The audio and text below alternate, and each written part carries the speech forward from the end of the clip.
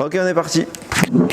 Parashat Mishpatim. Alors, Mechila, j'ai pas pu noter, je dis ça pour ceux qui demandent des Leilou, Nishmat et compagnie, j'ai pas pu noter les noms, j'étais un peu en retard. J'ai juste une refoua chez Lema pour David, Chaniel, Ben Yehuda et Esther, et Leilou, Nishmat, Aaron, Ben Chana, Bezrat Hashem. Ok, alors Mishpatim, c'est la suite logique de la parashat de la semaine dernière. Là, la semaine dernière, on a donné 10 commandements, maintenant on va donner toutes les lois, on va dire, c'est là que vraiment commence, c'est chargé en lois et c'est même assez complexe à lire et à étudier. C'est vrai que je vais m'arrêter sur la fin de la paracha.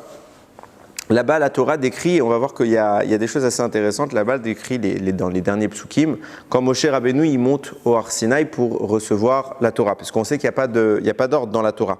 Tout n'est pas toujours écrit d'après la chronologie historique, et en fait, ce qui s'est passé, c'est que d'abord, Hachem, il a commencé les lois, donc dans les Aseret Adiberot, donc il a continué sur plein de lois, donc c'est toute la paracha en question, et après il revient en arrière, et il décrit la montée de Moshe Rabbeinu pour recevoir les Luchot, parce qu'il y a un delta important, la Matan Torah et le jour où on était censé recevoir les Luchot, c'est pas le même jour. On est d'accord là-dessus. Matan Torah, c'était Shavuot, ok ? Donc Hachem, il a donné les 10 commandements à ce moment-là.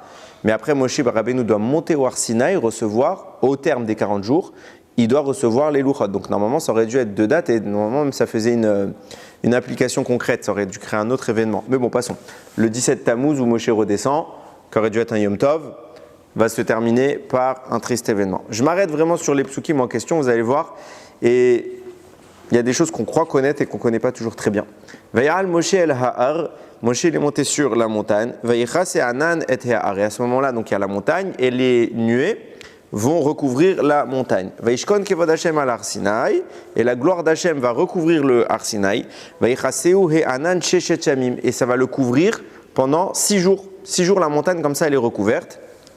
Vayikra el Moshe bayom hashevi'i mitor et Anan. Et au 7e jour où Moshe est à la porte, comme ça, il attend, Hachem de l'intérieur l'appelle. Erev Tov. Umari kevod Hashem ke'eshochelet berosh ha'ar. Et l'apparence d'Akadosh Baruch Hu, de la gloire d'Akadosh Baruch Hu, ça ressemble à quelque chose comme un feu dévorant au sommet de la montagne, l'Ené Béné Israël, aux yeux de tous, aux yeux du peuple. Vayavo Moshe betor et Anan. Moshe, donc, il a pénétré la nuée. Vayal el Har, il est allé dans la montagne. Vaye Moshe ba'ar arbaim yom ve'arbaim layla. Il y est resté là-bas 40 jours et 40 nuits. Ok. Comme je l'ai dit, et je vais poser ici une question qui semble un peu déconcertante. D'abord, je rappelle un petit peu les choses. Je pose la question. Combien de fois Moshe Rabbeinu est monté au Har Sinaï ? 2 fois. Lesquelles ? Première fois pour amener les premières et la deuxième fois pour amener les deuxièmes fois. Ok, et tu oublies quelque chose d'important. Tu oublies quelque chose de très important. Beder Echlal, et c'est comme ça que l'immense majorité des commentateurs rapportent. Le Midrash rapporte comment ça a fonctionné. Moshe Rabbeinu monte au Har Sinaï, ok, après avoir entendu les 10 commandements, il monte. Il redescend 40 jours plus tard. On sait la date, c'est le 17 Tammuz. 17 Tammuz, il redescend avec les Luchot. Et comme ça, il ramène dans le Seder Olam Rabbah. Rashi, généralement, c'est comme ça qu'il explique. Et Beder Klal, c'est comme ça qu'on explique les choses. Donc, il redescend le 17 Tammuz, il casse les Luchot. Après, il détruit le Hegel. Et il remonte le lendemain. Tout de suite après, il remonte. Pourquoi il remonte ? Pour prier à Kadosh Baruch Hu. Pour prier à Kadosh Baruch Hu de ne pas nous détruire, pour nous sauver. Et il reste encore 40 jours. Là-bas, c'est pas pour recevoir les Luchot, c'est avant. Pendant 40 jours, il reste dans le ciel jusqu'à ce qu'Akadosh Baruch Hu lui dise « Ok, remonte avec des Luchot et je te redonne les Aseret Adiberot. » Donc Moshe doit redescendre, ok ? Il redescend sur terre le 28 Av, donc 40 jours après, il est parti le 18 Tammuz. Il est remonté le 18 Tammuz, il redescend le 28 Av. Il sculpte les nouvelles Luchot et il remonte le 29 Av, recevoir les nouvelles Luchot, donc ce qui est Rosh Chodesh et Elul. Il reste 40 jours et le 10 Tishrei, Yom Kippour, il redescend avec les nouvelles tables. Vous suivez jusque-là? Donc ça fait que Moshe Rabbeinu est resté 3 fois 40 jours dans le ciel. Et comme ça, on explique plusieurs fois. Généralement, tout le monde croit que Moshe Rabbeinu est resté 40 jours sans boire, sans manger, parce que dans le ciel, il n'avait ni à boire ni à manger. Il mangeait une nourriture spirituelle qu'on appelle la manne. Okay? Mais en réalité, c'est 120 jours comme ça. Et c'est comme ça que, si vous avez lu un petit peu le Chumash avec Rashi, c'est comme ça que l'immense majorité des commentateurs expliquent. Ok? Cependant, et en plus, avant d'aller plus loin, le midrash que je viens de vous citer ramène des versets à l'appui. Ok? Il est parfaitement clair que la première fois où Moshe monte et la troisième fois où Moshe monte, il n'y a pas de débat. Ça, c'est clair, net et précis. Il y a un pasouk explicite qui nous le dit. Donc en fait, on a les références, on ne peut pas dire il n'est pas monté. De toute façon, pour recevoir les tables, il fallait bien qu'il monte. Maintenant, dans l'entre-deux, les 40 jours intermédiaires, là, c'est pas clair. Pourquoi? On a un pasouk qui nous dit en effet que, même si c'est intéressant, parce que quand vous lisez le midrash que je viens de vous citer, il dit un pasouk pour démontrer que Moshe est monté une deuxième fois, pendant les 40 jours intermédiaires, mais dans ce pasouk, il n'y a rien qui prouve. Rien ne prouve qu'il est monté. Pourquoi? Parce que ce pasouk là-bas, qu'est-ce qu'il dit? Il dit j'ai prié. Moi j'ai dit j'ai prié 40 jours. Ok? D'accord, tu as prié 40 jours, mais ça ne prouve pas que tu es monté au Har Sinaï. Cependant, à la suite du texte, là-bas ça écrit Vayimi Machurat le lendemain, donc après que Moshe soit redescendu et détruit l'étape, donc le 17 Tammuz, on est le lendemain, on est le 18 Tammuz. Vayimi Moshe Alaam, Atem Chatatem Chata Gedola, il leur a dit vous avez fait une grande faute. Ok, Ve'ata, et maintenant, et elle est à Hachem, je vais monter vers Hachem, Oula Yachapera Beat Chatatrem, peut-être que j'arriverai à vous faire pardonner. Donc c'est clair, Moshe dit je vais monter, donc c'est qu'il va monter Mamash. Donc ça c'est le sens clair. Maintenant, il y a un autre midrash, pas moins important, qui s'appelle le Pirkei des Rabbi Eliezer, et qui ne dit pas du tout la même chose. Lui, il dit, en effet, Moshe il est monté le Har Sinaï, après les Aseret Adiberot, là-bas il est resté 40 jours. Il est redescendu le 17 Tammuz, là on est d'accord. Là c'est la date du veau d'or, on est d'accord. Cependant, comment tu crois que Moshe en une journée, il va détruire tout le veau d'or? Ok? Il va le concasser comme ça, en faire des miettes, tellement qu'il va le brûler. Il va faire la guerre contre tous les idolâtres qui se sont rebellés. Après, c'est écrit qu'il va prendre cette poussière de veau d'or, il va la mettre dans l'eau et il va tester les Bnei Israël comme une femme sota. Pourquoi? Parce qu'on vient de se marier avec Akadosh Baruch Hu. Dans ce mariage, c'est qui notre époux? C'est Hachem. Et on a fait quoi après? On est allé voir quelqu'un d'autre, on a fait le veau d'or. Donc on a, entre guillemets, trompé Akadosh Baruch Hu. Il y en a qui ont trompé de façon officielle. Ils se sont prosternés, ils ont fait tout ce qu'il y avait à faire là-bas. Eux, ils sont morts pendant la guerre. Il y en a qui sont trompés discrètement dans leur tête et personne n'a pu voir. Donc il y a juste une suspicion. Comment je fais pour savoir, est-ce qu'en effet, les gens dans leur tête, ils n'ont pas fait Avodah Zara? Peut-être qu'il y en a qui ont fait. Donc il y a une suspicion. Comment on fait pour tester une personne infidèle? Sota. Donc on met de la poussière, je termine juste ça. Il y a tout un processus là-bas dans la Torah. On met une certaine poussière dans l'eau, on dissout le nom d'Akadosh Baruch Hu, etc., etc. Et la personne qui boit, entre guillemets, le couple qui a fait la Avera meurt. Pas la personne innocente. La personne innocente, au contraire, elle est bénie. C'est exactement ce qu'a fait Moshe avec Rabbeinu avec les Bnei Israël. Il y en a qui ont fauté, ils ont cru que personne ne les voyait.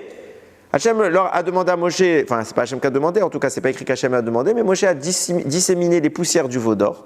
Il les a fait boire à tout le peuple. Tout le peuple. 600 000 hommes. Tu comptes les femmes, les enfants, les moins de 20 ans, des centaines de milliers de personnes. Des millions même. Après ça, il a fait faire tchouva à tout le monde, tous ceux qui est resté. Tout ça, il le fait en une après-midi. Faut pas délirer. Ça marcherait pas. Oui, tu as une question. Oui, Hachem, pour les Averot, il juge les actes, pas les pensées. C'est-à-dire même quelqu'un qui pense à tromper quelqu'un, il n'est pas jugé comme... Ça dépend. Il y a la différence entre quand tu penses faire Avodah Zara, mamash, tu fais Avodah Zara. C'est pas, ça veut dire pas ce que je veux dire. Je justifie mon propos. C'est une bonne remarque quand même. Quelqu'un qui profite de l'Avodah Zara, il est idolâtre. Il a fait Avodah Zara. Seulement sur terre, on ne pourra pas le punir. Pourquoi? Parce que j'ai aucun témoignage plausible de cela, puisque ça se passe dans ma tête. Donc une pensée, je me projette pas à dire demain, la personne va faire telle avéra, ou tout à l'heure, la personne fera telle avéra, et au final, elle ne l'a pas faite. Et là, ce que tu dis est vrai. Si quelqu'un veut faire une avéra, il dit, bon, j'en ai marre, j'ai faim, je vais manger pas kasher. Ok? C'est assourd. Et au final, ça s'est pas fait. Il a rien à il a à se reprocher à un certain niveau, mais on ne peut pas le punir. Ni Hachem ne le punit, ni nous dans ce monde. Ok. Mais quelqu'un qui a Avodah Zara et qui pense, il profite de ça.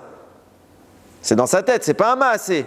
Il a une pensée d'idolâtre, mamash, active maintenant. Il est en train de faire Avodah Zara.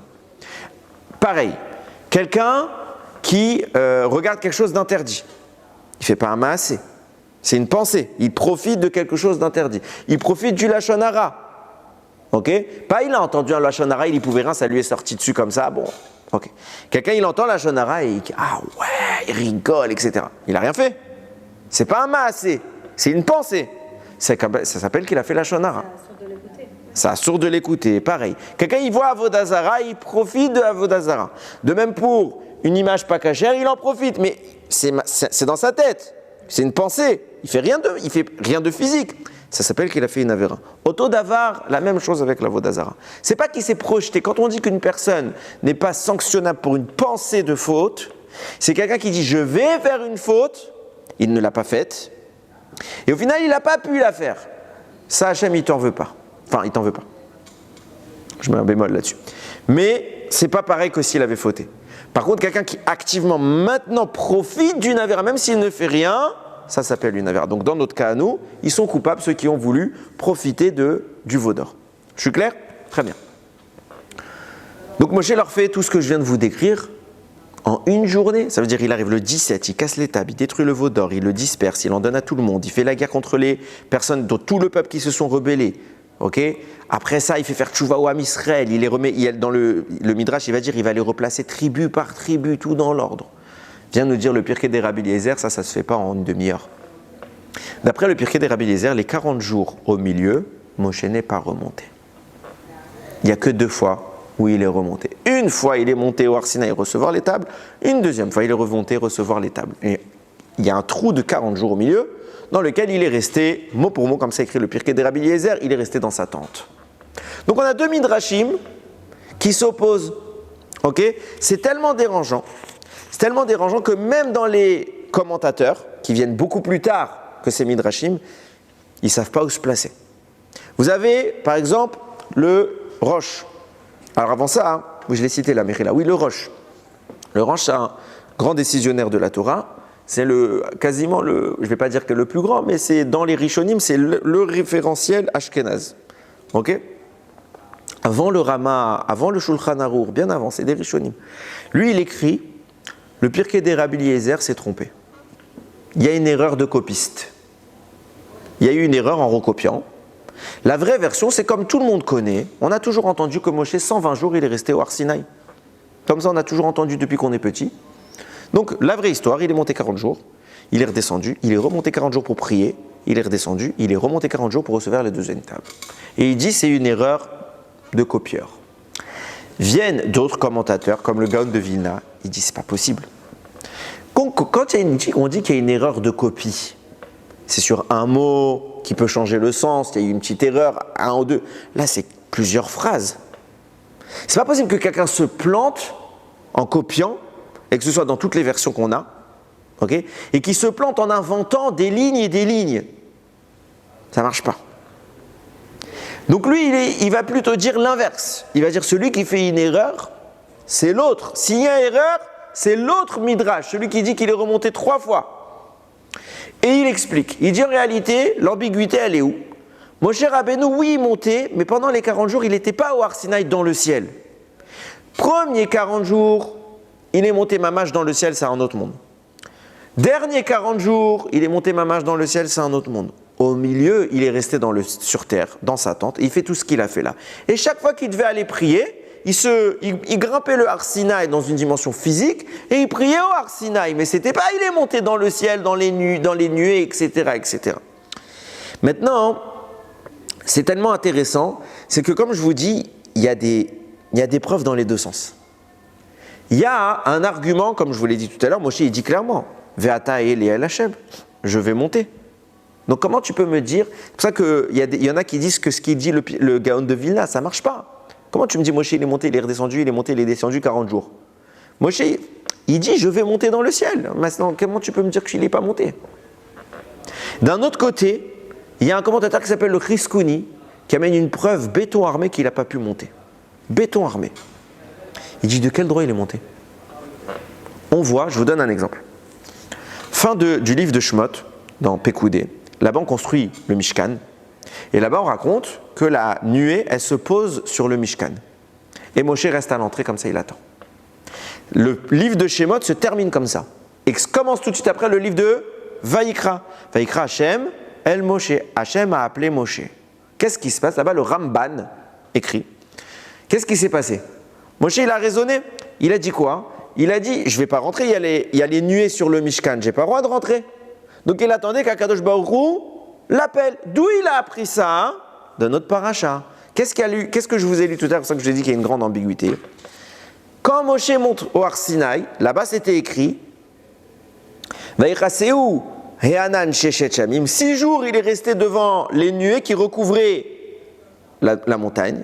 Vaïkra el Moshe Bayom Hasheviri. Et le 7e jour seulement, Hachem a appelé Moshe. Donc ça veut dire quoi? Ça veut dire que tant qu'Hachem n'appelle pas Moshe, Moshe reste à la porte. Pourquoi? Il y a les Hanan et Kavod, il y a la gloire d'Akadosh Baruch Hu, je vais rentrer à l'intérieur. Moshe il ne s'est pas autorisé à rentrer. Tant qu'on ne m'appelle pas, je n'entre pas. Une fois qu'Hachem m'autorise, il m'appelle, j'entre. Pareil, il a eu le même raisonnement au moment du Mishkan, il attend. Il y a les nuées, on ne rentre pas. Kavod Hashem, je rentre dans la maison du roi comme ça sans invitation. Chas v'shalom. Donc il attend. Et à ce moment-là, une fois qu'Akadosh Baruch Hu, lui, sur le même moule de ce qui s'est passé au Sinaï, une fois qu'Akadosh Baruch Hu lui dit Vaïkra Hashem el Moshe, Hashem il a appelé Moshe, alors Moshe il rentre dans les nuées. Si tu dis comme ça, que jamais Moshe ne s'est permis à rentrer en haut dans le ciel, quand on dit les nuées, c'est dans la dimension spirituelle. Jamais il se permet d'entrer sans y être invité. Trouve-moi un passage où Hashem l'a invité la deuxième fois. C'est écrit nulle part. Jamais Hachem n'a dit à Moshe de monter la deuxième fois, première fois, troisième fois, oui, deuxième fois, nulle part. Le Chris-Kouni, il dit, il est évident que Moshe n'est pas monté, de quel droit l'aurait-il fait? Donc vous voyez que c'est pas clair. Alors il est monté ou il n'est pas monté? Alors écoutez bien ce que j'ai, Bessiat Adishmeya, le Rav de mon Rav David Daniel Cohen, j'ai été le voir il n'y a pas très longtemps, il m'a offert plein de livres, mais au final je les ai payés parce que je ne voulais pas que ce soit gratuit, mais lui il voulait me les offrir. Quand je vous dis m'offrir des livres, on parle de plus de 15 livres, ok? C'est cadeau, comme ça. Il m'a dit non, tu prends, je lui dis non, je paye. Bon, grâce de Hachem. Là-bas il écrit quelque chose de très intéressant. Ce qui est intéressant, c'est qu'il dit ça en svara. Ça veut dire qu'il n'amène pas une preuve concrète de ce qu'il dit, il raisonne. Baruch Hashem, j'ai eu le srout, je vais lui envoyer, j'ai eu le srout de trouver une preuve concrète de ce qu'il dit dans les mots. Écoutez bien. Il dit comme ça, il amène 2 klalim, deux événements qui nous permettent de comprendre. Quand Rabbi Shimon Bar Yochai, il a dévoilé le Zohar, ça s'est fait par étapes, et à la fin de sa vie, il va dévoiler ce qu'on appelle la Hydra. Ok? Dans la Hydra, là-bas, il fait le dévoilement. Et après, il voit Eliyahu Hanavi. Il reproche à Eliyahu Hanavi, pourquoi tu n'es pas venu quand j'ai fait? D'habitude, il venait Eliyahu Hanavi voir Rabbi Shimon Bar Yochai. Et quand il a fait les dévoilements de la Hydra Rabbah, Eliyahu Hanavi n'est pas venu. Alors quand il a vu après Eliyahu Hanavi, il lui a dit comment ça se fait que tu n'es pas venu? Alors Eliyahu Hanavi lui répond, on parle d'une époque où Eliyahu Hanavi est déjà un malach, il n'est pas humain. Il lui dit, j'étais prêt à venir, je devais venir. Seulement, s'il s'est passé que dans le ciel, Akadosh Baruch Hu m'a confié une mission, je devais aller sauver des Talmidei Chachamim, donc je n'ai pas pu venir. Vient le Chida là-bas, il dit, mais c'est quoi cet argument? C'est un malach. Il peut être à plusieurs endroits à la fois. On parle d'Eliyahu Hanavi, on a une preuve qu'il peut être à plusieurs endroits à la fois. C'est quoi la preuve? Brit Mila. Eliyahu Hanavi vient à toutes les Brit Milot, toutes, dans le monde. Ça veut dire qu'il y a bien des Brit Milot qui sont à la même heure. Ça existe. Alors comment il fait être à 2 endroits? C'est pas un problème, c'est un malach. Alors vient le Childa et il dit comment ça se fait que Eliyahu Hanavi lui sort un argument, je ne pouvais pas être là, j'étais ailleurs. Si tu pouvais être ailleurs et là. Et le Childa répond non, c'est pas pareil. Quand on dit qu'il y a un avis, peut-être à plusieurs endroits, à toutes les Brit Milot, etc., on parle d'une différence avec un moment de Torah. Quand il y a un avis vient pour la Torah, il ne peut pas se diviser. Il faut qu'il soit intégralement là. Quand il y a un avis vient pour autre chose que la Torah, oui, il peut se diviser. Dans le cas, j'ai une preuve de ça, c'est une preuve connue du Khatam Sofer. La Gemara elle ramène toute une histoire là-bas, un débat, dont la conclusion, je vous l'ai dit en une phrase, Lo Bashamayimhi. La Torah n'est pas dans le ciel. Depuis qu'Hachem a donné dans nos parachutes, Hachem nous a donné la Torah, c'est les humains qui définissent la loi.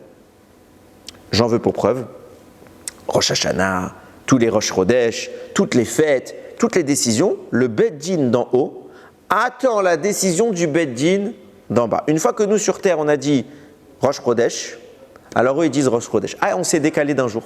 C'est pas grave, tant que sur terre ils n'ont pas dit, on change tout le monde. On a tort. Lo Bashamayimhi. Il y a plusieurs fois comme ça dans la Gemara, là-bas, elle rapporte, il y avait un débat entre les rabbanim, ils ont consulté Akadosh Baruch Hu, Akadosh Baruch Hu a donné raison, là-bas c'est le four avec Rabbi Eliezer, elle a donné raison à Rabbi Eliezer, et les Chachamim lui disent Lo Bashamayimhi. C'est pas toi qui décides. Tu nous as donné la Torah, elle est pour nous. Et comme ça on est poskim la halakha, et là-bas la Gemara témoigne qu'Eliyahu est venu et qui a dit qu'à ce moment-là on a dit à Hachem Lo Bashamayimhi, dans le ciel il a crié en chantant mes enfants m'ont vaincu, mes enfants m'ont vaincu. Et il était Bessimcha, c'est ce qu'il attend de nous. Lo Bashamayimhi. Et pourtant, donc on n'a pas le droit de trancher la loi juive avec des dévoilements. Un ange, il ne vient pas nous donner la halakha. Pourtant, on voit plein de fois qu'Eliyahu il a donné la halakha, alors qu'il était mort. Vient le Khatam Sofer, il dit Eliyahu il n'est pas mort. C'est un malach, mais il n'est jamais mort. Quand Eliyahu vient en tant qu'ange, Lo Bashamayimhi, on n'écoute pas ce qu'il dit. Pas pour décider de la halakha. Par contre, quand il vient en tant qu'homme, parce qu'il n'est pas mort, alors c'est un Talmid Chacham humain. Et il s'avère de facto qu'il est plus grand que tous les Talmidei Chachamim vivants. Donc on peut l'écouter pour la halakha. Gadol adore. De là, tu vois quoi? Tu vois qu'il y a un avis. C'est pas pareil quand il se manifeste pour un shiur de Torah, parce qu'il vient en tant qu'homme, quand il se manifeste pour faire autre chose. Vient nous dire sur cela le Chida. C'est pour ça que quand il a dit à Rabbi Shimon ben Yochai, je ne suis pas venu. Ah, je peux être à plusieurs endroits à la fois. Il y a un avis, c'est un malach. Alors pourquoi il n'est pas venu écouter le shiur?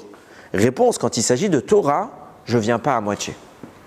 Soit je suis là totalement, soit je ne viens pas. Premier point. Deuxième point qui rapporte, c'est écrit que concernant la guerre contre Amalek, si vous regardez un peu l'histoire, Moshe il n'a pas fait grand-chose pendant la guerre de Amalek. Parashat Béchalach, il va dire à Yoshua, prends des hommes, allez vous battre. Lui, il va monter un peu plus haut. Avec Aaron et Hur, il va se mettre sur un rocher. Il va lever les mains. Quand il lève les mains vers le ciel, on gagne. Quand il baisse les mains, on perd. Alors c'est difficile de rester 3 heures les mains debout. Alors Aaron, il lui tient la main. Hur, il lui tient la main et il reste comme ça. Alors on a l'impression d'une parodie. Il est en train de faire quoi, Moshe? C'est quand même le big boss. Tu es en train de faire quoi à ce moment-là? C'est quoi cette histoire? Réponse du Zohar. Non, Moshe Mamash, il était en train de faire la guerre. Contre qui? Bashamayim. Il était ici assis, mais Bashamayim, c'est pour ça qu'il avait les yeux levés vers le ciel, il était monté là-haut, et son corps reste présent, il est conscient, tout le monde voit Moshe Rabbeinu, mais lui il est là-haut. Et il fait Mamash une milchama, c'est pour ça qu'il a du mal à rester les bras levés, parce qu'il doit se battre seul contre toutes les forces du mal de Amalek. Sur cette base, vient Rav David Daniel à Cohen, et il répond, c'est très clair ce qui s'est passé ici. Quand il s'agit de prier Bashamayim et de faire des milchamot Bashamayim, Moshe n'a pas besoin de monter. Il peut le faire depuis ce monde, on le voit avec Amalek. Par contre, quand il s'agit de Torah, alors Moshe, comme il y a un avis, il faut qu'il soit physiquement présent. Donc la première fois, Moshe Rabbeinu, il monte spirituellement et physiquement pour recevoir la Torah, puisque c'est pour la Torah, il faut qu'il soit complètement là-bas. Troisième fois, au Todavar, il faut qu'il soit complètement là-bas, il va faire Matan Torah. La deuxième fois, il était physiquement dans ce monde, mais spirituellement, comme avec Amalek, il est monté Bashamayim, ce qui résout toutes les difficultés. D'un côté, vous avez un midrash qui vous dit qu'il est monté. Oui, il est monté. D'un côté, tu as un midrash qui dit qu'il n'est pas monté. Non, il n'est pas monté. Et d'un autre côté, tu as le texte qui nous dit, Mamash, il dit, je vais monter là-haut. Bah oui, parce que spirituellement, il est monté. Et d'un autre côté, tu as le Chizkouni qui te dit, mais de quel droit il est rentré dans les nuées alors qu'il n'a pas été invité. Il n'est pas rentré dans les nuées. Tout est résolu. Alors je me disais, c'est hyper beau, j'ai kiffé. Moi, c'est le Rav de Mourav, donc je suis sommaire 100%. Mais en étudiant par hasard, comme ça, je trouve le Maguide de Kotnitz, comme ça, qui écrit Meforash, la même chose. Il amène une stira, une contradiction similaire.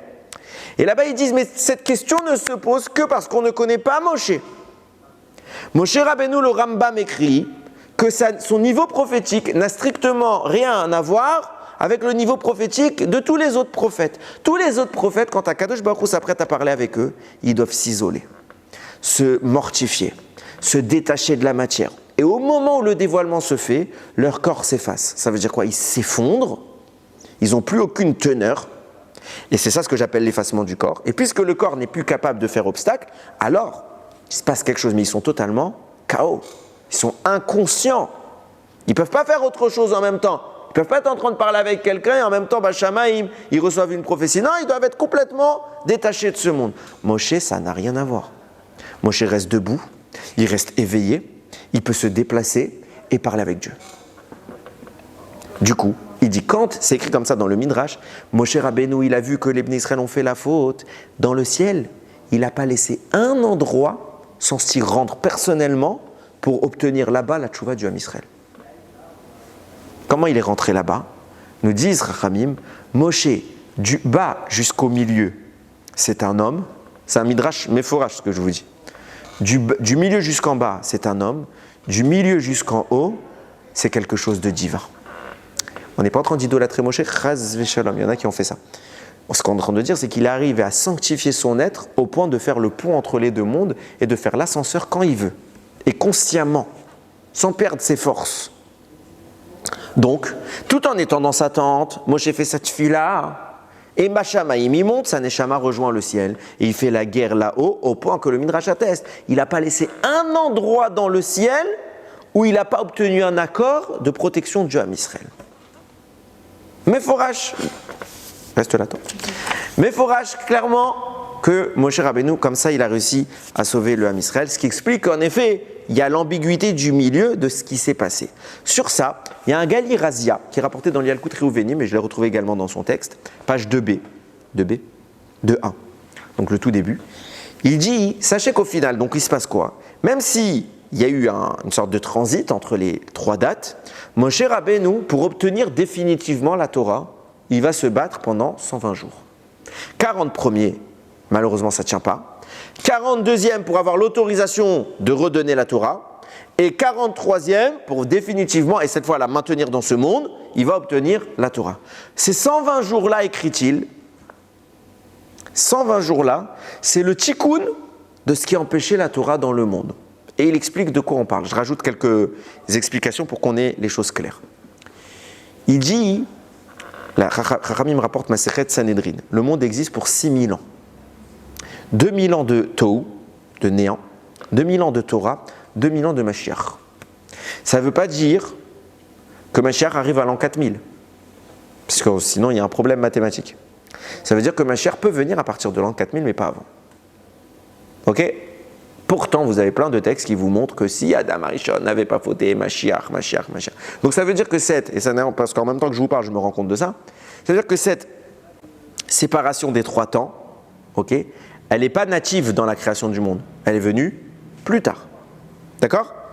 Donc ça veut dire que c'est la faute qui l'a engendré. Puisqu'au début, on pouvait faire venir Mashiach tout de suite, et que sauf on ne l'a pas fait.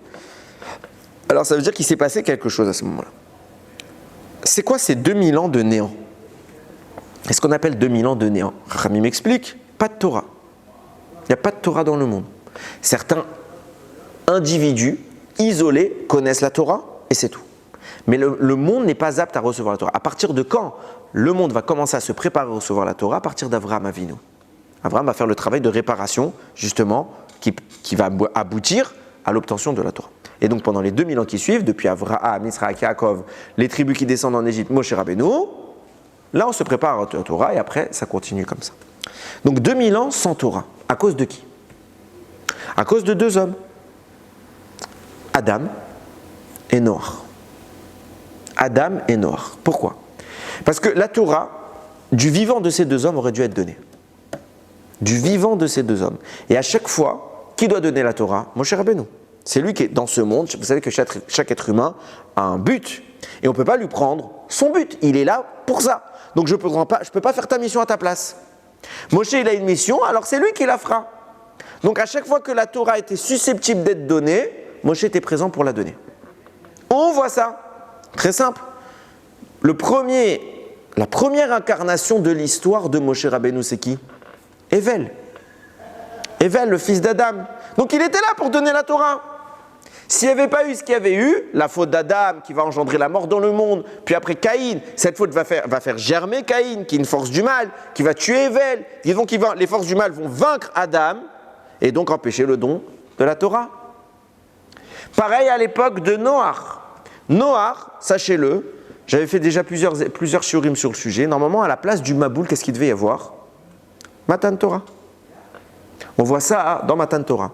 Déjà, quand il y a eu Matan Torah, les eaux elles ont commencé à trembler. Les nations elles sont toutes allées voir Bil'am, le prophète des nations. Ils pensaient que le Maboul était en train de revenir. Pourquoi ils pensaient? Alors Bil'am les rassure, non, c'est les Juifs qui reçoivent la Torah. Pourquoi ils pensent que le Maboul va revenir à Matan Torah? Parce que c'est le même événement. Qu'est-ce que c'est que le Maboul? C'est la descente de l'eau. En Maïm et la Torah. Chaque fois qu'il y a de l'eau, c'est une allusion à la Torah. Il est écrit comme ça, Hachem la Maboul Yashav, va Yeshev Hachem Melech Leolam. Pendant le Maboul, Hachem trônait en tant que roi du monde. Comment il trônait? Ça veut dire que l'expression de la connaissance du divin était là. Et là-bas, Rashi rapporte au niveau du Maboul que quand l'eau a commencé à tomber, elle commençait à tomber tout doucement. Et il dit là-bas, pourquoi doucement? Parce que peut-être qu'ils vont voir la génération que l'eau tombe et qu'ils vont comprendre que Hachem ne rigole pas, il va envoyer le Maboul, ils vont faire tchouva. S'ils font tchouva, alors cette pluie-là, au lieu qu'elle soit destructrice, elle sera bénéfique. Ce sera une bracha. Bracha de quoi? Je donne la Torah. On voit que Moshe était présent à l'époque de Noach. Alors, je ne vais pas vous parler, j'ai fait un shiur sur le 4e fils qu'aurait dû avoir Noach. Ok, mais là-bas, c'est écrit dans la Torah, juste avant, à la fin de Bereshit, de la parashat de Bereshit, avant Noach, Hachem il dit Lo yadon ruchi ba'adam leolam. Mon esprit ne plaidera plus en faveur de l'homme éternellement, Beshagam ou Bassar, parce qu'il est fait de chair, Ve'ayu yamav mea ve'esrim shana, et son temps de vie sera de 120 ans. La Gemara Masechet Choulin, elle pose la question et elle dit où tu trouves Moshe écrit dans la Torah? Elle ne vous dérange pas la question? Il n'y a pas un homme sur terre qui ait écrit plus que Moshe dans la Torah. Donc c'est quoi cette question où tu trouves Moshe écrit dans la Torah? Bon, à la limite, venez on passe. On s'attend à trouver une phrase où il y a écrit Moshe. Ok, non. Et elle dit voilà, dans ce passage il y a écrit Moshe. Celui que je viens de vous lire, il n'y a pas écrit une fois Moshe. Et là il vous dit c'est là qu'il est Moshe. Pourquoi? Parce que la Gemara ne cherche pas à écrire, à savoir où est-ce qu'il y a écrit Moshe. Il y a plein d'endroits dans la Torah écrit Moshe. Quand elle dit où est-ce qu'il est Moshe dans la Torah, c'est où est-ce qu'elle est la source, l'essence de vie de Moshe Rabbeinu. Elle est où? Elle est dans ce pasuk. Où on voit ça? Beshagam. Beshagam, Gematriat Moshe. Beshagam ou Bassar. Il est un être de chair et de sang. Ve'ayu Yamav. Et c'est son temps de vie, mais avait Esrim Shana, 120 ans. À l'époque de Noach, qui a vécu 120 ans? Personne. Il vivait 900, 700, 800. 120 ans, c'est un jeune homme. Alvaï qu'on dise à une personne de 120 ans, t'es un jeune homme. Hein. 120 ans, c'est un petit garçon. Ok, pourquoi on nous dit qu'il va vivre 120 ans? Parce qu'on parle de Moshe Rabbeinu qui devait vivre 120 ans.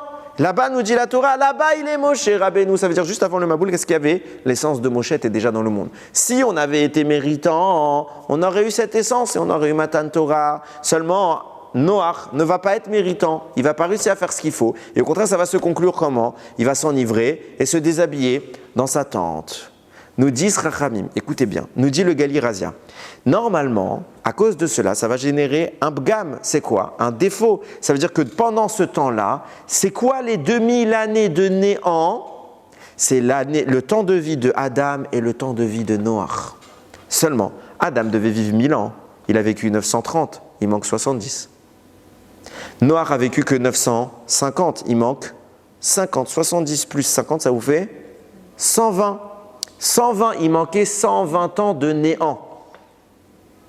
qui va venir, nous dit le Gali Razia, Moshe Rabbeinu, quand est-ce qu'il va, pour qu'on reçoive la Torah, il faut maintenant annuler ces 120 ans de néant que Noach et Adam ont engendré. Et comment Moshe va le faire?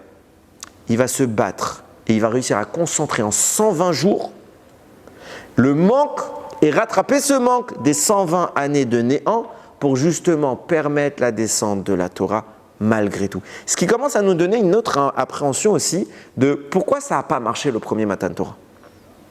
Il manquait comme il y avait dès le début, il y avait une petite faille encore qu'on n'avait pas résolue, c'était les 120 ans qui manquaient et c'est Moshe que c'est pour ça qu'il va devoir se battre 120 ans et c'est pas Stam qui s'est battu. Les 40 premiers jours, il va monter dans le ciel, il va faire un contre un contre tous les malachim.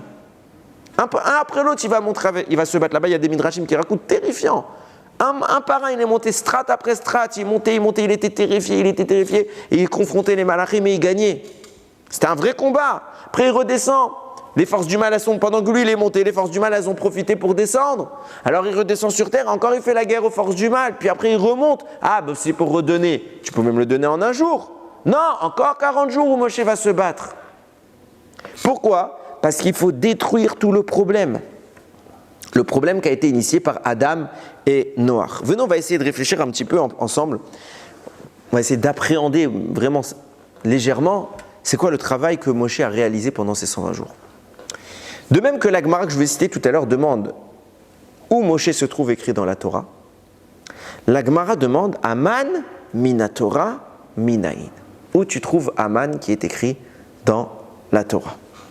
Alors même question que pour Moshe. C'est quoi cette question? Pourquoi tu veux savoir où est-ce qu'il est Aman? Réponse, on cherche à repérer son essence, sa structure, sa source de base. Pourquoi? Surtout pour Aman, encore pour Moshe, c'est un tzaddik, c'est pas très grave si on ne sait pas c'est quoi son essence. Mais un rachat, il faut pouvoir le savoir. Pourquoi? Parce qu'il faut se battre contre ça. Réponse de la Gemara. On est au tout début à l'époque d'Adam Arishon. Quand Hachem lui a dit de ne pas manger le fruit, il a mangé le fruit. Qu'est-ce qui s'est passé? Il s'est rendu compte qu'il était nu. Qu'est-ce qui s'est passé? Il s'est caché. Après Hachem lui dit où est-ce que tu es? Il voit qu'il se cache. Et après, vu le fait qu'il se cache, il lui dit mais pourquoi tu te caches? Alors Adam lui répond parce que je me suis rendu compte que j'étais nu et je voulais pas que tu me vois. Il lui dit qui vous a dit que vous étiez nu? Ce n'était pas une notion qui existait dans l'humanité, la nudité. Et il lui dit à ce moment-là, Hamina etz, asher tiviticha levilchi achol mimenu achalta.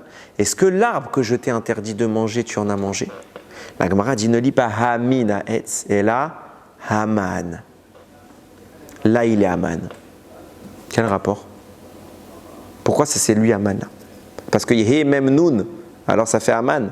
Réponse. Comme ça, il dit Rabbi Akiva Tatz. Il dit non, ce qui se passe ici, c'est que c'est les premières fois de la Torah où on pose des questions. Jusqu'à maintenant, on est dans l'affirmation. Hachem, il dit les choses, c'est clair, net, précis, il n'y a pas de débat. Là, il se passe quoi? Akadosh Baruch Hu se met à poser des questions. Où es-tu? Est-ce que tu as mangé de l'arbre? Ça veut dire quoi? Tu ne sais pas la réponse. Si je te pose une question, comment tu t'appelles? Comment tu t'appelles? C'est que je ne sais pas comment tu t'appelles. Sinon, quand je sais que le type il s'appelle Shimon, je ne vais pas lui demander comment il s'appelle. Si je demande où est-ce que tu es, c'est que je ne sais pas où tu es. Pareil, si je demande est-ce que tu as mangé de l'arbre, c'est que je ne sais pas. Quoi, Hachem, il ne sait pas? Après, il pose des questions. Pire que ça, on voit qu'Adam, lui non plus, il ne comprend rien. Pourquoi? Parce qu'il y a 2 secondes, il connaît Hachem, mieux que nous. Et qu'est-ce qu'il fait 2 secondes après? Il se cache. Est-ce que vous pensez, vous et moi, avec notre petitesse, qu'on peut se cacher d'Hachem? On sait qu'on ne peut pas. On ne va pas se cacher. Si Hachem, il arrive, pour se dévoiler, on fait, bon, bah, ça y est, je suis pris. Adam, il se cache. Qu'est-ce qui s'est passé? Réponse. Est né le safek. Est né ici le doute, l'incompréhension, l'incertitude. Hachem, il sait, Hachem ne pose pas de questions. Mais Adam entre en question. Pourquoi? Parce que quand vous entendez quelqu'un de près, parce que vous êtes proche de lui, vous comprenez ce qu'il dit bien. Quand vous l'entendez de loin, ah, je crois qu'il a dit ça. Maintenant, Adam est loin d'Hachem. Et quand Hachem lui parle, c'est plus clair. Il y a des grésillons comme ça. Alors, il entend des questions au lieu d'entendre des affirmations. Le Safek s'appelle Amalek. Amalek, Gematria, Safek, le doute. Le doute, c'est Amalek. Aman est le descendant d'Amalek. Nous dit la Gemara, où est-ce qu'il est Aman? Quand le doute est né dans le monde, Aman est apparu. Conséquemment de quoi? Puisqu'Amalek existe, le doute va nous empêcher d'appréhender le divin comme il devrait l'être. C'est pour ça que Parashat Béchalach, là-bas, le nom d'Hachem, quand on parle de Amalek, il n'est pas complet. Il y a écrit Ki Yad Al-Kes Ya. Il y a une main sur le nom, sur le trône d'Hachem. Rashi là-bas, il dit, mais le nom d'Hachem, c'est pas Yudke, comme je viens de dire, c'est Yudke, Vavke, il manque le Vav et le He. Il dit, Hachem, c'est écrit ici dans Midrash, Hachem a juré que son nom ne serait pas entier tant qu'Amalek existerait. Du coup, tant qu'Amalek existe, le Safek existe, je ne peux pas voir l'entièreté du divin, je ne vois qu'une partie. Là, il est né Amalek. L'histoire continue. Tout de suite après, deuxième problème de toute l'humanité, c'est quoi? Caïn qui tue Hevel. Et là encore, Hachem pose des questions. Il pose des questions. Quand par exemple, nous on va faire le veau d'or, Hachem ne va pas dire est-ce que vous avez fait le veau d'or? Il va dire ils ont fait le veau d'or. Quand il y a Korah, il ne pose pas de questions. Quand il y a les Meraglim, il ne pose pas de questions. Bim. Là, il pose des questions. On est au tout début de l'histoire. Caïn tue son frère. Vayomer Hachem el Caïn. Evel achicha. Hachem il dit à Caïn, où il est Evel? Vayomer lo, Yadati, il va dire, je ne sais pas. Hashomer achi anochi, c'est pas vraiment ce qu'il a dit, mais je ne vais pas rentrer dans tous les shurim. Hashomer achi anochi, Caïn il pose une question, je suis le gardien de mon frère pour savoir. Vayomer, il dit, ma sita. Hachem il dit, mais qu'est-ce que tu as fait? Point d'interrogation. Le sang de ton frère est en train, la voix du sang de ton frère est en train de crier depuis la terre. Alors, premier problème, c'est quoi cette question? Où est Evel? Il sait où il est Evel, Hachem. Pour y poser la question. Deuxième problème, il écrit Kol, la voix d'mé, pas du sang, des sangs. Ça crie vers moi. Pourquoi c'est les sangs? Avec un S. Premier point. Enfin, deuxième point. Et c'est quoi cette voix? L'inerte, il peut crier, le sang se met à crier. Qu'est-ce que ça veut dire? Qu'est-ce que ça veut dire? Écoutez bien ce que dit le Zohar. Un deuxième nom d'Hachem vient d'être brisé. Un deuxième nom d'Hachem vient d'être brisé. Comme ça, il écrit le Tikkun HaZohar, Tikkun 69. Qu'est-ce qui s'est passé? C'est pour ça qu'il dit Dme Achecha, les sangs de ton frère. Qu'est-ce qui s'est passé?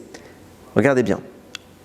Le nom d'Hachem, Yudke Vavke, comment on le prononce? On ne le prononce pas Yudke Vavke, on le prononce Amonai. Ok? Ce nom-là, c'est la répercussion du nom d'Hachem dans notre réalité. Surtout depuis qu'il y a Amalek, depuis qu'il y a de la distance avec Hachem. On ne peut pas prononcer. Normalement, on aurait pu, mais on ne peut plus. Donc maintenant, dans cette réalité, c'est ce qui s'affiche. Ce nom-là va être brisé. Quelles lettres vont s'en aller? C'est ça qui dit Hachem. Et Aleph Yud, Evel Achicha. C'est quoi et? Les lettres Aleph et Yud, à cause du meurtre de ton frère, sont en train de se retirer. Ce n'est pas une question. Il le formule sous forme de question. Parce qu'il est en train de dire, le doute qui était installé avec Amalek est en train de s'amplifier. Et donc vous allez encore moins me connaître. Comment? C'est pour ça que je pose une question. Qu'est-ce que cette question traduit? Encore une fois, les lettres qui s'en vont. Et donc le Aleph et le Yud de Amonai se retirent. Il quoi? Dalet Nun, Dan. Gematria 54. C'est pour ça qu'après il lui dit Dme Achicha, les sangs. Dme Gematria 54. Les sangs de ton frère sont en train de crier, c'est quoi? Le nom d'Akadosh Baruch Hu est maintenant à nouveau scindé. Encore plus que ce qu'il n'était avant. Plus qu'avant. Je laisse une question de côté sur la capacité du sang à crier ou du nom d'Hachem à crier. Vous verrez par la suite ce que j'ai voulu dire par là. Mais en attendant, qu'est-ce qui est en train d'être ici symbolisé? C'est que la dimension du nom d'Hachem, Yudke Vavke, c'est la source première. La dimension Amonai, Adnut, c'est la dimension qui s'explique dans notre monde. C'est pour ça qu'il y a la manière d'écrire le nom d'Hachem, il y a la manière de prononcer le nom d'Hachem. Ok? Les deux dimensions sont impactées par Amalek. Le Yud et le Aleph de Amonai s'en vont, le Vav et le He de Yudke Vavke s'en vont. Et là, c'est un cataclysme, parce que vraiment, on est descendu dans l'expression totale où Amalek, il a mis sa main sur le divin, entre guillemets. Quelle est la punition de Caïn? La Torah nous dit, c'est comme ça il explique le Torah. Ce que je vais vous dire là, c'est le Torah de Shalom. Je viens de voir que j'ai fait une faute d'orthographe. Le Torah de Shalom, il écrit comme ça. Kitaravod et Adama, l'otosif tet koralach. Maintenant, quand tu vas, Caïn c'était quelqu'un qui travaillait la terre. Maintenant que tu vas travailler la terre, elle te donnera plus de force. Nar vanad tiebaret. Tu seras un errant dans la terre. Tu vas errer. L'errance, c'est la qualification de ce qu'on appelle l'exil. Est en train ici de s'inscrire la notion de l'exil. Pas pour lui, parce que lui on s'en fiche. Pour qui? Pour l'avenir du peuple juif. Parce que tant qu'existera Amalek, sa présence, les forces du mal, nécessitent un exil pour lutter contre leur existence. C'est pour ça que cet exil, comment il se manifeste? Par le retrait des lettres. Il reste quoi dans le mot Amonai? Dan. Ok? Qu'est-ce qu'il dit Hachem quand il annonce à Abraham Avinu l'exil? Vegam et agoy asher ya'avodu. Et même le peuple qui va les opprimer, Dan anochi. Moi aussi je vais le juger. Et après ils sortiront avec de grandes fortunes. Là-bas, c'est pas que l'exil d'Égypte qui est énoncé. Rabbi nous dit, il y a les 4 exils qui vont suivre. Même celui de Haman, de Achashverosh et de Purim. Dan Anochi. Ça veut dire quoi? Hachem est en train de dire, mais actuellement, traduisez mot à mot. Dan Anochi. Je suis Dan. Ça veut dire quoi? Je suis Dan. Au lieu d'être Ado, il me reste que Dan. C'est pour cela que vous allez aller en exil. Parce qu'il y a un bonhomme qui s'appelle Amalek, qui va donner plus tard un bonhomme qui s'appelle Aman. Précision intéressante, combien de fois il y a écrit Aman dans toute la Megillat Esther? 54. Dan. Combien il y a de lettres dans les 10 fils d'Aman? Allez deviner. 54. Boule. Pourquoi? Parce que c'est ça l'objectif de l'exil. Le Dan, c'est la notion de l'exil. Il faut restituer à cette dimension-là tous ces compartiments. Et qu'est-ce que ça implique? Regardez. Comme je vous l'ai dit, le blocage, c'est ce qu'a engendré Amalek. Qu'est-ce qu'il a laissé comme lettre? C'est Bederer Rifchar, ce que je dis, c'est une analyse personnelle. Hein. C'est pas écrit quelque part, c'est important de le préciser. Il laisse quoi? Dans le Yud Kevavke, il reste Yud et He. Dans Amona, il reste Dalet, Nun. Ça vous fait quel mot? Nida. Nida. Quel rapport? Qu'est-ce que c'est que Nida? C'est la période dans un couple où on se sépare physiquement. Qu'est-ce que ça vient traduire? Puisque vous êtes éloigné de moi, alors cet éloignement, je le traduis avec vous. Vous êtes aujourd'hui vis-à-vis de moi comme un couple dans la période où la femme est Nida. Et regardez l'implication extrêmement importante, et c'est plein de moussard, extrêmement importante. Comme je vous ai dit, ça c'est les lettres qui restent.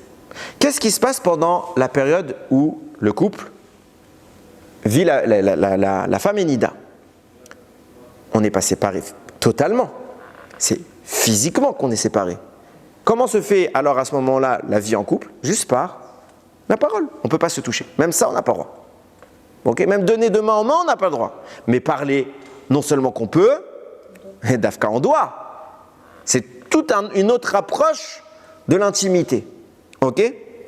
Qu'est-ce qui s'est passé quand Akadosh Baruch Hu, entre guillemets, il nous a déclaré qu'on était Nida, donc on doit se séparer de lui? Qu'est-ce qui s'est passé? C'est quoi ce statut-là? Qu'est-ce qui traduit? Le retrait des lettres dont je vous parle.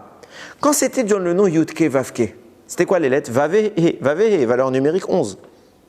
Quand c'était dans Amonai, c'était quoi les lettres? Yud Aleph, valeur numérique 11. Au total, c'est un total de 22 valeurs qui sont retirées. Précisément le nombre de lettres de la Torah.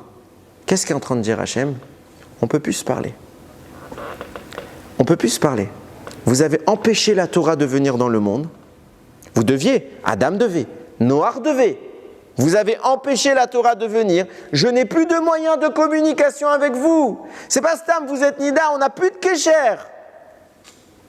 C'est pour ça que quand Akadosh Baruch Hu parle de cette faute là-bas, avec Adam, avec Noach, il emploie le mot kol.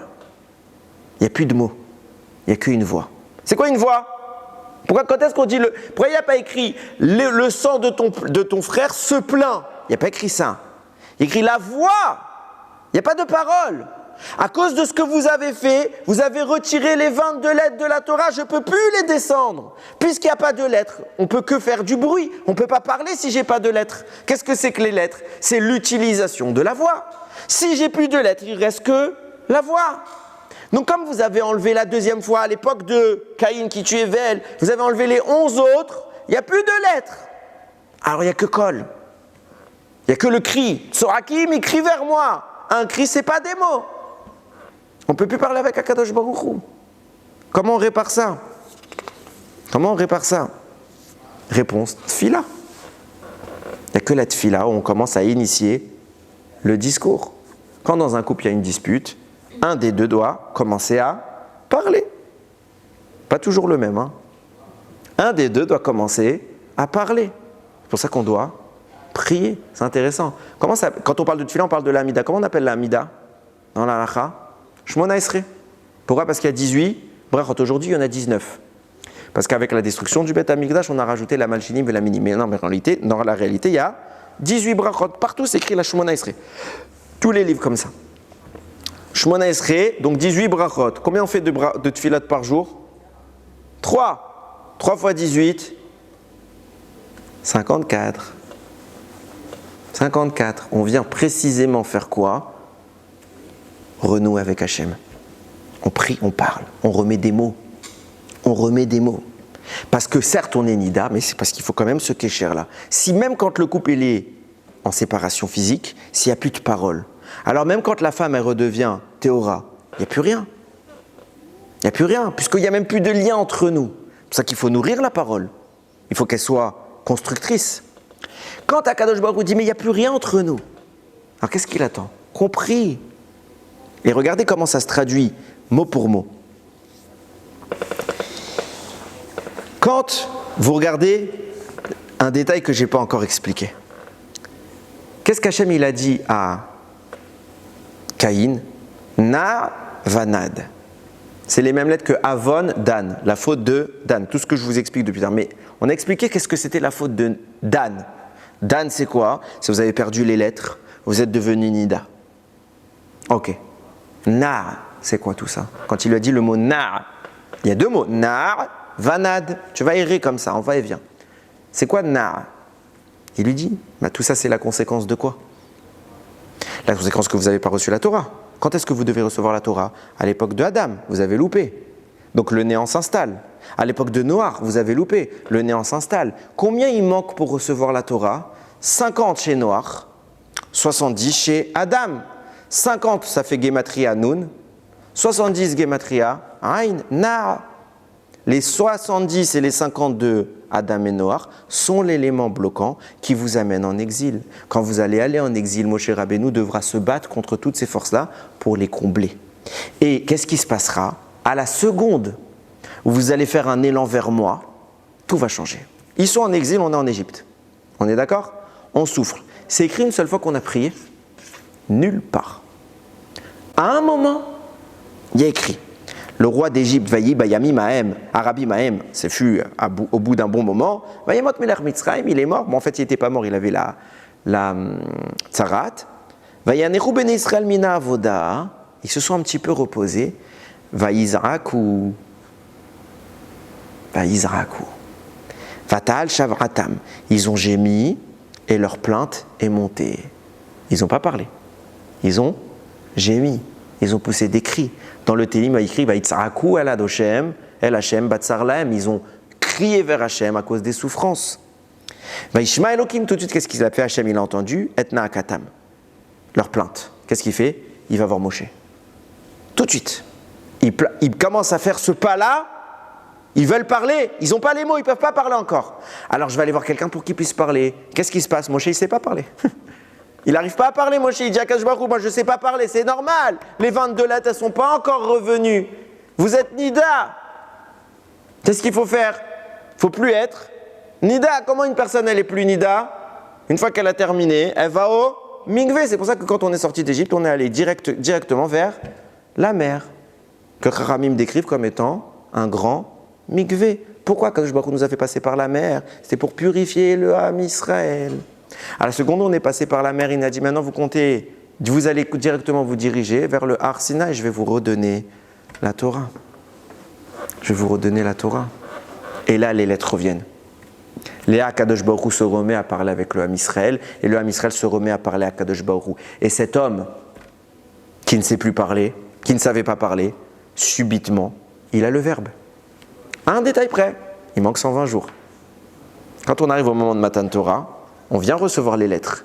On a compris qu'il fallait récupérer les lettres. On a fait le mikvé, on n'est plus Nida, on s'est rapproché d'Akadosh Baruch Hu. On a vu que Moshe va devoir lutter encore 120 jours. Dans le ciel, sur terre, il redescend, il remonte dans le ciel. c'est pas une petite lutte. Pourquoi? On voit bien que la Torah n'est pas encore stabilisée. Et même si le premier Matan Torah, les premières tables, étaient plus grands que les deuxièmes, c'est pas encore stable, on n'a pas réussi. Pourquoi? Parce qu'il y avait ces 120 ans qui manquaient à Adam et Noach de néant. Et il fallait qu'on termine le néant pour pouvoir arriver aux 2000 ans de Torah. Qui va faire ce travail? Celui qui ne sait pas parler. Celui qui ne sait pas parler. C'est un moussard énorme, à titre personnel je parle. C'est que, aussi bien dans le couple physique, avec nos conjoints, que dans le couple avec Akadosh Baruch Hu. Parler c'est vital. Parler c'est vital. Vous avez une dispute. Alors j'ai dit que je ne faisais pas beaucoup de shiur sur Shalom Bayit, mais on peut le dire 5 minutes, j'ai dit 5 minutes à Alpha, on peut. Tu as une dispute. Soit tu choisis le silence, ok, je ne te parle plus. Ça peut durer longtemps. Tant que personne ne parle, le couple est mort. Le couple est mort. Il faut qu'il y en ait un qui parle. Si tu parles, tu détruis tout. Parce qu'à ce moment-là, tu vas commencer à élucider, on va dire, le problème, et il n'y a plus de safek. Tu détruis toutes les forces d'Amalek. Tu ne restes pas comme ça tu restes pas comme ça avec une dispute avec ton ou ta conjointe. Pourquoi? Parce que tant qu'il n'y a pas de mots, il n'y a que de la souffrance. C'est quoi l'exil? C'est l'exil qui Dieu à Israël, c'est parce qu'il n'y avait plus de mots avec Hachem. Et pareil, encore beaucoup plus intensément avec Akadosh Baruch Hu. Pourquoi on prie? Dans un sens vraiment terre à terre, simpliste. Parler à quelqu'un, c'est être proche de lui. C'est vraiment être proche de lui. Une fois, je parodie, je me rappelle, j'étais jeune, on était comme ça à un chiour, et j'avais dit, pas de façon, c'était pour poser la question. J'ai dit, mais objectivement, quelqu'un qui ne croit pas, il voit un juif qui prie, c'est un fou. Le mec, il parle tout seul, il n'y a personne devant lui. Mais le fait que je lui parle, c'est que je sais qu'il est là. Je sais qu'il est là. Donc je ne parle pas au vide, je crée un lien. Si je ne fais pas ma tfila avec Akadosh Baruch Hu, et quand je parle de tfila, je ne parle pas de lecture, je parle de parler. Lire le texte en le parlant, pas en le chantant, pas en le récitant, en le parlant. Donc je parle à Dieu. Le Rashash, il écrit, il y a dans la tfila de Shema Kolenu, il y a une demande pour la Parnassa, qui n'est pas écrite dans le texte standard, il écrit dans plusieurs livres, il y a une demande pour la Parnassa. Tu veux, tu l'as dit. Le Rashash, il dit comme ça. Il dit, quand tu demandes la Parnassa, qu'est-ce que ça veut dire? Ça veut dire que tu comprends que ce n'est pas toi qui es la source de la Parnassa, c'est Akadosh Baruch Hu. Donc quand tu demandes, tu l'actives. Tant que tu ne demandes pas, tu ne l'actives pas. Chaque fois que le type il demande comme ça, il dit, celui qui demande une fois, il active une fois. Celui qui demande 100 fois, il active 100 fois. Demandez. Faut demander. Pourquoi? Parce que le papa, il donne de l'argent à ses enfants quand ses enfants lui disent, papa, j'ai un besoin d'argent. Mais pourquoi sinon tu veux qu'il lui donne comme ça? Il va venir, il va sortir les alvaï qu'il les ait, et il commence à faire tenir. Non, c'est pas des cartes. Quand un enfant il a besoin de quelque chose, il a les chaussures à acheter, il a les affaires scolaires à acheter. Ok, alors le papa, la maman, il donne. Mais il faut demander. Et quand je demande, ça veut dire que je donne présence à la personne qui va me donner. Quand je parle avec Akadosh Baruch Hu, combien de fois on se dit, et ça c'est un des grands pièges du Yetzer Hara, on a fait des avérotes dans notre vie. Quand tu fais tout de suite une avéra, des fois tu te dis, une fois j'ai entendu quelqu'un, ça m'avait fait rire, parce que c'est exactement ce que je vais vous dire. Une fois quelqu'un me dit, non, je ne monte pas à la Torah. On voulait le faire monter, il dit, je ne monte pas à la Torah. Je dis, pourquoi? Il m'a dit, ce matin, sans faire exprès, j'ai allumé la lumière, c'était Shabbat. Je ne monte pas à la Torah, je viens d'allumer la lumière Shabbat. Je dis, Dafka, monte. Déjà, tu n'as pas fait exprès. Il me dit, oui, mais si j'avais fait plus attention, c'est ma faute. Ok, monte. Pourquoi tu te prives d'une mitzvah? T'as raison, ce que tu as fait, c'est pas bien. Tu aurais dû faire attention, tu as une petite part de responsabilité, c'est d'air. Donc tu t'es un peu éloigné d'Hachem. Maintenant, tu as l'opportunité de monter à la Torah. Au lieu de te rapprocher d'Hachem, tu continues à rester loin. Le Yetzer Hara, qu'est-ce qu'il va te dire? Tu as fait telle avéra, tu as fait telle avéra. Ah, ça y est, c'est fini. Vous avez jamais entendu cette phrase, je ne sais pas d'où elle vient. Quelqu'un, c'est pendant un jeûne, il fait, sans faire exprès, j'ai cassé le jeûne. Bah, j'ai cassé. Maintenant, je peux manger toute la journée. Non, tu t'es éloigné. Tu veux faire un deuxième pas en arrière? Chaque fois que tu vas manger, tu vas t'éloigner. Rapproche-toi, continue-le. Le ta'anit. Autodavar dans tout. Quand on prie, on a des problèmes. Plein de fois, même, ça nous est arrivé d'en vouloir à Kadosh Baruch Hu. Qu'est-ce qu'on fait tout de suite? Tfila, Mechila Hashem. Mechila, comme dans un couple. Il y a un qui va faire une bêtise. Qu'est-ce qu'il va faire après? Il va rester toute sa vie avec la bêtise? Non, il va aller parler. Il va ressusciter ce lien-là. Le lien, c'est la parole. Dans la bouche, il y a un kohar qui est terrifiant. C'est terrifiant ce qu'on peut faire avec la bouche. On peut tuer des gens avec la bouche. On peut faire vivre des gens avec la bouche. Et toute la avoda, la plus grande qu'on a, se fait par la bouche. Les plus grandes mitzvot qu'on a, c'est quoi? Tfila limud Torah. Que par la bouche. Je ne fais pas d'action. J'étudie, je parle. Je prie, je parle. Pourquoi? Parce que c'est pnimi. C'est quelque chose d'intense. La bouche, c'est ce qui vient caractériser, traduire mon être dans le monde. Ce n'est pas mes actes, ma parole. C'est là qu'on commence à penser, à exprimer la pensée. Donc, quelqu'un qui se prive de ça, je parle de quoi? Je ne parle pas de parler dans le ventre varim betelim ou d'être une pipelette. Ok? Moi, je suis une pipelette, je sais de quoi je parle. Mais je ne parle pas de ça. Je parle de quoi? De tisser quelque chose de rouchani. Tisser quelque chose de rouchani avec Akadosh Baruch Hu. On est en exil. 5786 ans que Mashiach, on attend. Il n'est pas là. Pourquoi? Vous savez pourquoi? Parce que personne ne le demande vraiment. Personne ne le demande vraiment. Il y en a sans doute, mais on est très peu. C'est très peu, c'est pas assez. Les gens ils disent oui, on veut. C'est tellement vrai que quand vous arrivez dans la fila de la Mida et Tsemach, la bracha là-bas, qui lishuatera qui vinu kol hayom. Vous avez déjà traduit? Qui lishuatera dans ta délivrance, qui vit nous, on espère, kol hayom toujours. On attend. Qui attend vraiment quand il dit ça? Qui attend vraiment quand il dit cette phrase-là? Il dit j'attends Mashiach. Là-bas, il écrit le Rashash, il faut s'arrêter pour ne pas, après 120 ans, avoir honte de la question qu'Akadosh Baruch Hu va nous demander quand il va nous dire Tzipita la Yeshua. Est-ce que tu as espéré la délivrance? Et qu'on va devoir répondre non. Alors, à chaque fois qu'on fait Et Tsemach, on s'arrête 2 secondes et on pense 2 secondes à s'acquitter de cette mitzvah d'attendre la délivrance et de la demander, bien évidemment. Pourquoi Hachem y répond? Comme pour la Parnassa, comme il a dit le Rashash. Si tu demandes, il te donne. Si tu ne demandes pas, il ne te donne pas. Ben, pareil pour tout le reste. Et si tu demandes à Akadosh Baruch Hu de t'aider dans la Ruchniout, il t'aide. Il t'aide. Au point où tu peux arriver à des ma'alot, tu peux arriver à des dimensions que tu n'es plus comme Moshe Rabbeinu. Les pieds ici, la tête là-haut. Comment c'est possible? On demande. J'écoutais là dans la voiture, Rav David Yosef, il racontait une histoire sur son père et je termine avec ça. Sur Rav Ovadia Yosef Zatzal. Il dit une fois il était malade, déjà âgé, il avait plus de 80 ans, si j'ai bien écouté, il était très âgé, il se plaint à son fils qu'il a très mal au ventre. Souffrance très très très grande au fond. Ok, ils arrangent rapidement un rendez-vous, on sait quand même Rav Ovadia, donc tu dis, t'appelles pour Rav Ovadia, tu rentres tout de suite dans les bons hôpitaux. Il arrive à l'hôpital, les médecins font les analyses, bon il avait un souci il faut arranger le souci. Alors ils disent 2 options, il y avait 2 styles de manière de traiter le... Il dit comme ça, il dit je vous témoigne et j'étais là, c'est moi qui étais présent. Rav David y raconte.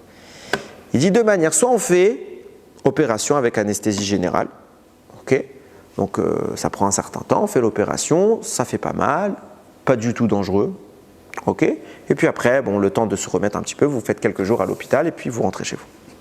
Première option. Deuxième option, il y a une option sans anesthésie, qui dure 30 minutes et vous rentrez tout de suite chez vous. Vous finissez l'opération, vous rentrez chez vous. Seulement, on peut qu'à peine calmer les douleurs, mais c'est des douleurs atroces, horribles, des hurlements vous allez pousser. Rav David, il entend ça sur son père, il dit, c'est pas à moi de décider, je vais lui demander. Son père, il entend ça, il fait, attends, anesthésie générale, je vais rester combien de temps endormi? L'opération, les trucs post-opératoires, combien de temps je vais rester à l'hôpital? Bitoul Torah. Comme ça, il dit, Bitoul Torah.